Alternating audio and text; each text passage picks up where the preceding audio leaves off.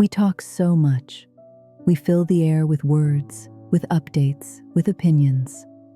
We have entire conversations about nothing at all. But then, there are the other things. The things people carry for years, for a lifetime even, without ever giving them a voice. It's not because they forgot. How could they? It's because there was never a right moment. The moment never arrived, or it arrived and passed, and the words weren't ready yet. Some thoughts are born too late. They arrive at the station just as the train is pulling away, a full understanding dawning only after the chance to act on it is gone. Some words take years to form. They need time and distance to assemble themselves from the raw material of feeling, and by the time they're coherent, the door to that room in your life has already closed. And some truths wait quietly in the corner of the heart. They are patient. They know intuitively that they may never be spoken aloud, not out of cowardice, but out of a strange, protective grace. You can feel these unspoken things. They have a physical weight. You feel them in the hollow space after a conversation ends too early. You feel them when someone leaves a room and the air shifts and something palpable stays behind, hovering. You feel them when a silence falls that is heavier, denser than anything that was actually said. Most people assume silence means emptiness, a blank page, an off switch. But that's a misunderstanding. Silence is rarely empty. If you listen to it, truly listen, silence is full. It's a museum of unfinished sentences, a gallery of emotions that couldn't find the right shape. Too big for words like anger or sadness, too complex for "I'm fine." It's a vault of things that simply didn't feel safe enough or right enough to be named at the time. Think of the apologies that never reach the person they were meant for. They orbit an old memory like a moon with no planet. The gratitude that finally crystallizes long after distance has settled in like fog between two shores. The questions that waited on the tip of your tongue for too long and eventually learned to live there. They made a home in your hesitation. And still, they remain. They don't vanish.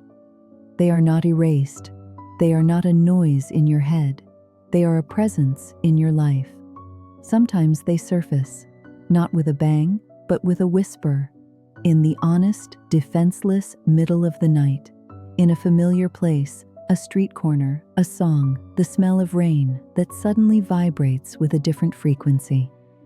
In memories that don't exactly hurt anymore, but don't fully rest either. They're just there. You may not remember the exact words you held back, but you remember the feeling that wanted to speak, that tightness in the throat, that electric impulse in the hands, that pressure behind the eyes. That's how you know something was there, something real. What was never said doesn't disappear from the story of you. It changes form. It transmutes. It becomes the gentler way you speak to people now. The slight hesitation, the extra beat you take, listening for what's underneath. It's the way certain moments, certain goodbyes, certain sunsets slow you down. It's the deep, wordless recognition you feel when you see that same quiet, thoughtful look in another person's eyes. You see their silence, and you know its texture. Let's be clear, this isn't just about regret, this is about acknowledgement. Some things in this life weren't meant to be resolved out loud. Some truths, by their very nature, miss their assigned moment and arrive late, asking not for action, but for witness. And some of the deepest understandings, the ones that truly reshape you, only come in the quiet, after everything else has settled. There is no failure in that. Not every story gets or needs a clean ending. Not every feeling requires an audience to validate its existence, and not every truth demands a response.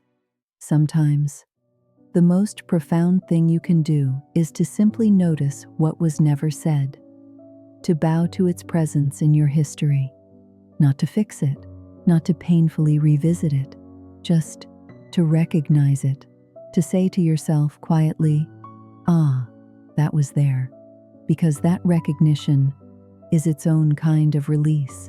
It is a kind of integration, a circle closing quietly where only you were watching.